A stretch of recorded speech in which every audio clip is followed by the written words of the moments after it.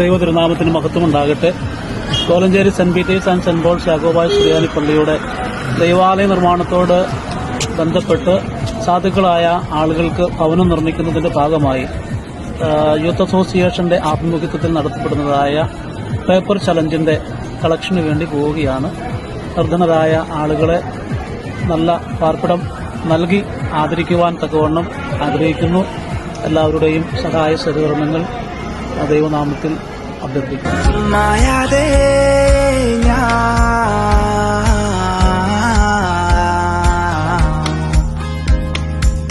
മാറാതെ